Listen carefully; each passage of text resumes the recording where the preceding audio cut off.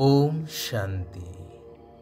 अजन्मा अभोक्ता अशरीरी निराकार परमात्मा शिव बाबांकर निराकारी आत्मिक संतान मानंकु भविष्य नूतन सत्ययुगी स्वर्गराज्यर अधिकार प्राप्त करिवार शुभेच्छा शुभ अभिनंदन सुस्वागतम सुप्रभात।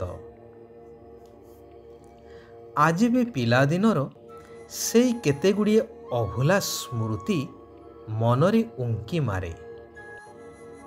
आम ग्राम एपरी एक सुंदर ग्राम। गाँर गोटे मुंडरे गणेशंकर मंदिर, अन्य मुंडरे राधा माधव एवं ग्राम मझिरे शिव बाबांकर मंदिर, जार सम्मुखरे आम घर। गाँ एमुंडरे ठिया होई अनेइले गाँ सेमुंड देखा जाए। शिव मंदिर रे नित्य ब्राह्म मुहूर्तरे आम लौकिक पिता श्रद्धा एवं भक्ति रे झाड़ू करती। संध्या हेले लंठन धरी बसी जाती मंदिर बेढ़ारे सुललित कंठरे शिव पुराण पढ़िबा पाई, जहाकु ग्रामवासी माने बसी शुणती। शुद्धपूत एवं निष्ठार सह प्रत्यह एही कार्य पितांकर थिला नीतिदिनिया एवं शिव पार्वतींको उपरे तांकर प्रगाढ़ विश्वास मध्य थिला। पिता कहती, प्रथमे प्रथमे अत्यंत शुद्धपूतता अवलंबन करी निष्ठार सह सेवा करुथिबा कारणरू अनेक बार मांकर दर्शन मते मिलिथिला। परंतु संसार मायारे पड़ी सही शुद्धपूतता सही एकाग्रता न रहिबा कारणरू आउ केबे भी दर्शन मिलिला नहीं कि अदृश्य शक्ति जहा अनेक बार मते मृत्यु मुखरू बंचेइबार अंगे निभा घटना घटी थिला, सही शक्तिरू मध्य मु वंचित हेली। एही वास्तव कथाटिकु कहिबार उद्देश्य हेउछि, जेउठी सच्चा हृदय अछि सेठारे उन्नति सुनिश्चित। हृदय स्वच्छ नुहे तो अवनति ही अवनति, जहा वर्तमानर समाज समस्तंक सम्मुखरे चाक्षुष प्रमाण अटे।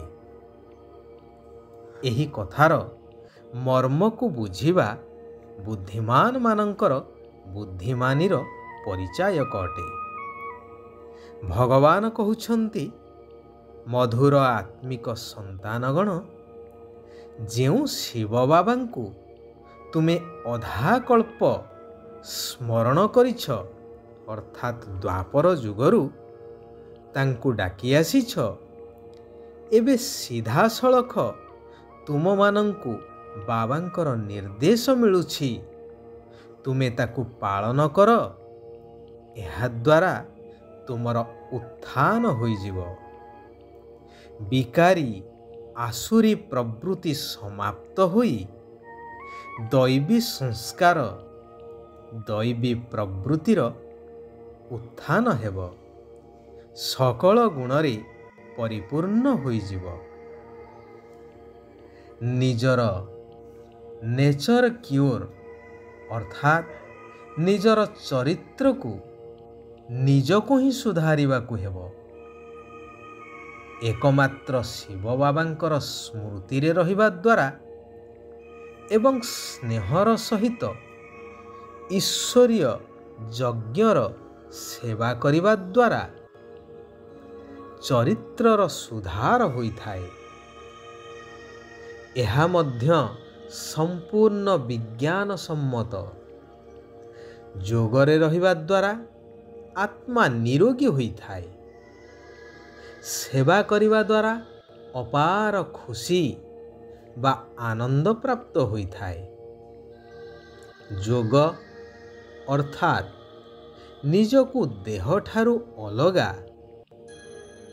ଜ୍ୟୋତିର୍ବିନ୍ଦୁ ଆତ୍ମା ନିଶ୍ଚୟ କରି ନିରାକାର ପରମାତ୍ମାଙ୍କୁ ସ୍ମରଣ କରି ଚାଲିବା। ଯେଉଁମାନେ ଯୋଗ ଏବଂ ଈଶ୍ୱରୀୟ ଜ୍ଞାନର ସେବାରେ ବ୍ୟସ୍ତ ରହିଥାନ୍ତି ସେମାନଙ୍କର ନେଚର ବା ଚରିତ୍ର ବଦଳି ଯାଇଥାଏ। ଗାୟନ ଅଛି ନା, ବହୁତ ଗଇ ଥୋଡ଼ି ରହି तूने रात गवाई सोए के दिवस गवाई खोए के।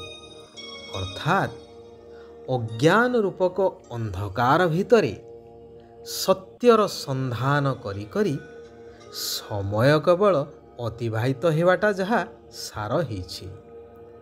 पोथी पढ़ते पढ़ते धोती मरम न जाने कोई।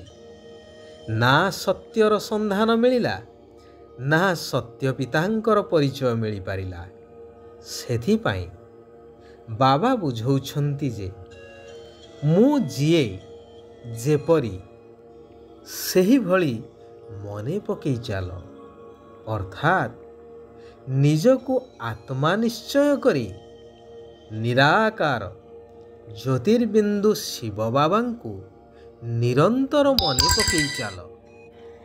से ही तुमको साथी रे नहीं जीवे एवं 21 पीढ़ी अर्थात सत्य त्रेतया 2 युग पर्यंत सुख शांतिर राज्य भाग्य मध्य प्रदान करिवे। केबे हेले कौनसी भी देहधारीर स्मृति रे रहिबा अर्थात देह अभिमान रे रहिबा अनुचित। जेहेतु वर्तमान एई पुरुणा देहर दुनिया वस्तु वैभव सबु किछि विनाश हेबाकु जाउछि। तेणु एथिरु बुद्धि को हटाई एक निराकार सद्गतिदाता परमात्मांक सहित बुद्धिर जोग को लगाई रखिबा दरकार। सद्गुरु परमात्मा पितांकर केबे हेले निंदा करिबा उचित नुहे। गायन अछि ना, सद्गुरुंकर निंदुक को केउठारे मध्य जागा मिली न थाए। जदि कहार कल्याण करुछ तेबे मु एहार कल्याण कली एही भली अहंकार रे आसीबा उचित नुहे। कारण करेइला बाला तो जणे, तेणु तांकरी स्मृति रे रहिबा दरकार। बाबा कहुछंती अमृत बेला बा ब्राह्म मुहूर्त रे 3टी बिंदुर तिलक लगेई रहिबा दरकार। काहींकि कणर हलचलरू मध्य मुक्त अचल आउ अटल हेबा दरकार। 3टी बिंदु हेउछि आमे आत्मा माने हेउछु बिंदु, परमात्मा शिव बाबा मध्य बिंदु एवं जहा सबु होई जाइछि बा हेउछि किछि भी नुआ नुहे। तेणु सेथिरे मध्य फुल स्टॉप अर्थात बिंदु एही स्मृति रे सर्वदा रहिबा दरकार। जहा हेबार थिला ताहा हेउछि। निजे साक्षी हेई केवल देखी चाल एवं आगकू बढ़ी चाल। जदि परिवर्तन शक्ति द्वारा व्यर्थ संकल्पर प्रवाहर शक्ति को समाप्त करिदेव तेबे सदा समर्थ होई जीव। अच्छा, आजी पाई एइठारे आमे माने विराम नेबा। पुनश्च आसंता काली आमे माने एकत्रित हेबा सही कल्याणकारी पितांकर आउ किछि कल्याणकारी महावाक्य को ଆଲୋଚନା କରିବା ପାଇଁ। ଓମ୍ ଶାନ୍ତି। ଓମ୍ ଶାନ୍ତି। ଓମ୍ ଶାନ୍ତି।